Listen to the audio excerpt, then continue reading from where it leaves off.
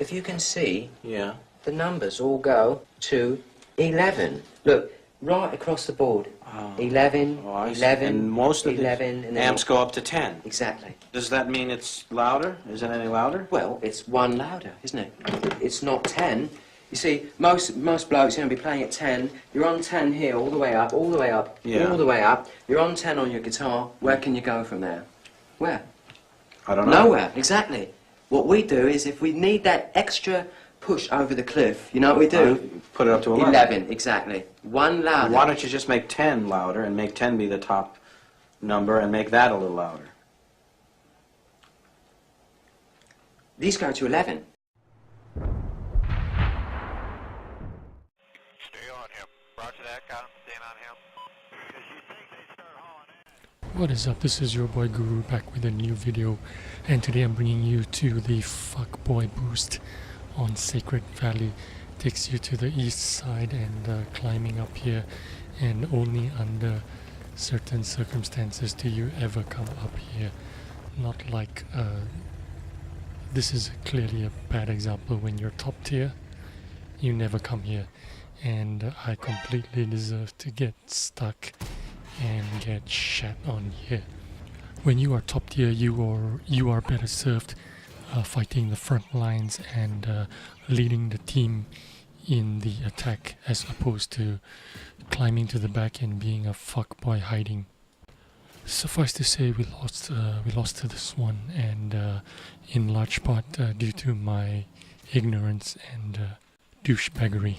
So back to present day. We only make this climb for like 2 or 3 reasons.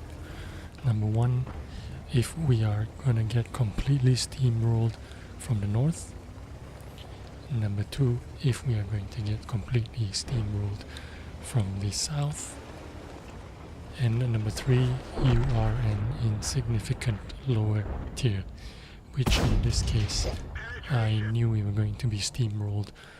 I mean, I didn't know for 100% for certain, but I did have an inkling feeling due to the lineup that was presented to us. We have a bit of a heavier advantage, while they had a top tier STB which definitely has better mobility and bend depression, and I knew he was going to be here at this spot, and so I decided to make a calculated gamble and climb up here and support my team defending this side. I didn't think that we were going to be pushing hard, and I was right. The E100 on the enemy team even showed up here.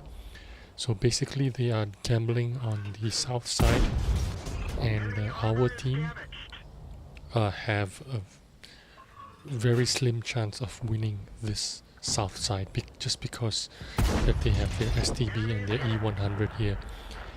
Our best chance would be to hold off the south side for as long as possible, while the north side make the push and win the north side. So this is exactly what I'm doing here, trying to support my boys on the south, and from this position where I am, with my superior camo rating, I would say, I'm not being spotted by any of the heavy tanks. They would need to be significantly closer before they can spot me, and soon you will see. I think that it's the E100 that actually spots me somewhere here. He needs to be a little bit more closer, and I think it's here where he spots me, and I need to back off there. So all this while I've been doing damage, and basically over 2000 damage without being spotted. Now again, you cannot be up here in a dominant high tier tank. What I've done here is be a support tank in a smaller tank. Although I'm tier 9, I'm still the mid tier, but I do have a very small gun that does very little damage. I wouldn't be of very much use out in the front.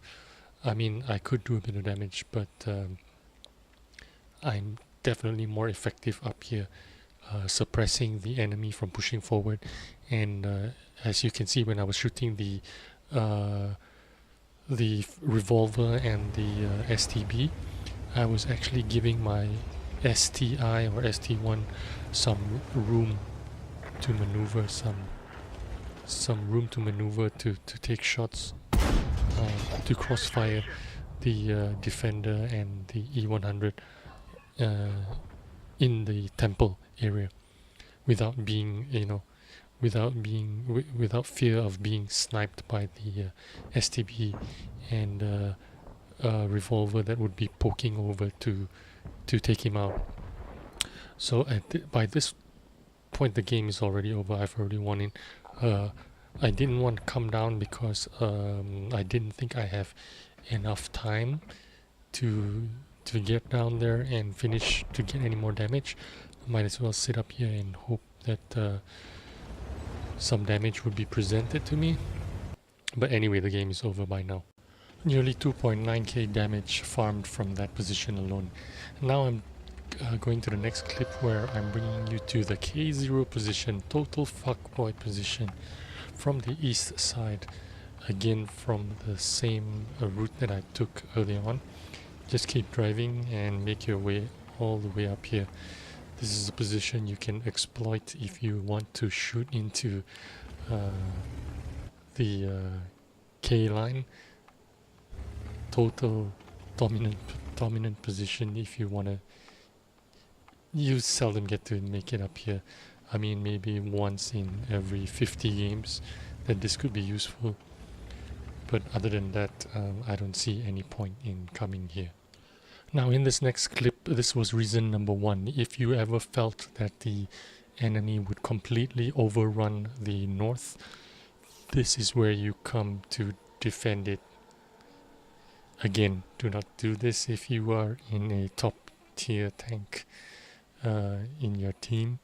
This is a good place for secondary support tanks like medium tanks that have very little armor but good view range and good camo. You can defend the cap from right here. You can shoot all the way into the corner. You can even reset cap and duck back down into safety. And this is not a good example. You fall off here and you're dead if you are losing the cap anyway. So once again, climb responsibly, boost responsibly. Only come up here when you absolutely need to, either to defend the base or to defend the south. You never come up here if you want to be a dominant attacking team. You only come up here when you are a kind of defensive team. Anyway, let's get back to the results from the 132A game. 2.8k damage is a respectable result for the stock gun. The real hero was the backchat. He did over 6k damage, and basically my job was to hold down that flank, the south flank defensively, and buy enough time for the heavies on the north to wrap around while we chip at them slowly and wear them down. Well done.